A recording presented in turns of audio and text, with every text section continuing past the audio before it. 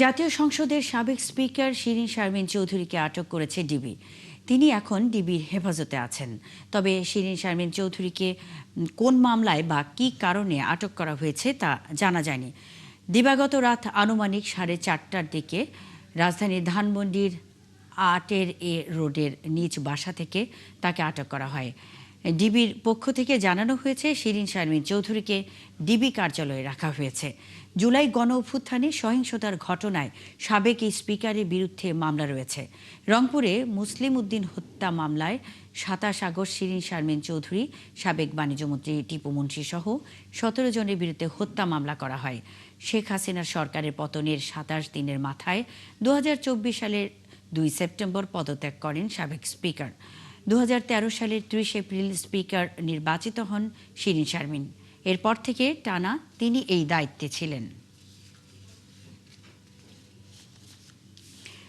সাবেক স্পিকার শিরীন শারমিন চৌধুরীকে আটক করে ডিবি কার্যালয়ে নেওয়া হয়েছে। সেখান থেকে তাকে আদালতে নেওয়া হতে পারে। এ বিষয়ে আরও তথ্য জানাতে যুক্ত হচ্ছেন সহকর্মী মহিম মিজান। মহিম, সাবেক স্পিকারকে কোন মামলায় গ্রেপ্তার দেখানো হয়েছে সে বিষয়ে কিছু জানতে পেরেছেন কিনা? তাছাড়া আজ তাকে আদালতে তোলা হবে কিনা?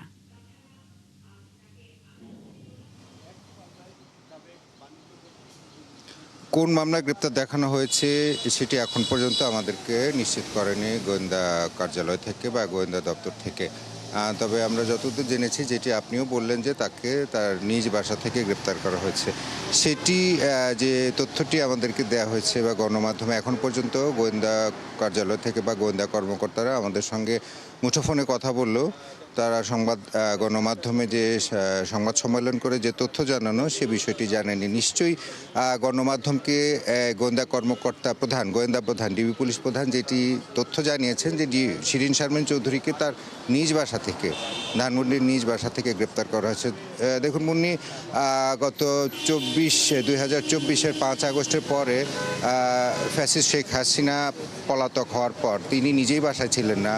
তখনকার প্রধানমন্ত্রী শেখ হাসিনা নিজেই বাসায় ছিলেন না, তার মন্ত্রী পরিষদের কেউই বাসায় ছিল না, এবং তার সংসদ সদস্য এবং শেখ হাসিনার সহযোগী নিষিদ্ধ ঘোষিত বর্তমানে ছাত্রলীগ, যুবলীগ, আওয়ামী লীগের কেউ বাসায় ছিল না। কিন্তু গত প্রায় 1.5 বছরের উপরের সময় ধরে শিরীন শারমিন চৌধুরীকে খুঁজছিলেন। তিনি তার বাসা থেকেই গ্রেপ্তার করেছে ডিবি পুলিশ। সেটি বিভিন্ন গণমাধ্যমে ডিবি পুলিশ প্রধান শফিকুল ইসলাম তথ্য দিয়ে আসছেন এবং তারই তথ্যের সূত্র ধরে গণমাধ্যম সেটি সংবাদ প্রকাশ করছে। এটি একটি আশ্চর্য ব্যাপার। নিশ্চয়ই তাদের কোনো ব্যাখ্যা থাকবে যে শিরীন শারমিন চৌধুরী গত প্রায় 1.5 বছরের উপরে কোথায় ছিলেন, আদৌ বাসায় ছিলেন কি না, এবং তারা কিভাবে জানতে পারলেন যে তিনি বাসায় আছেন, এবং কিভাবে তাকে গ্রেপ্তার করেছেন, কোন পরিকল্পনায় গ্রেপ্তার করেছেন। নিশ্চয়ই সেই ব্যাখ্যাটি উঠে আসবে। কিন্তু 5 আগস্টের পর, 2024-এর পর শিরীন শারমিন চৌধুরী প্রায় 11 বছর স্পিকার ছিল। তার আগে তিনি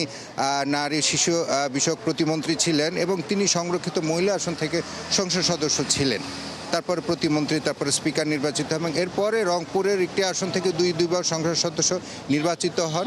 এবং তিনি শেখ হাসিনার তখন খুবই আস্থাভাজন ছিলেন, কারণ তার জন্ম কিন্তু নোয়াখালীর চাটখিল এলাকায়।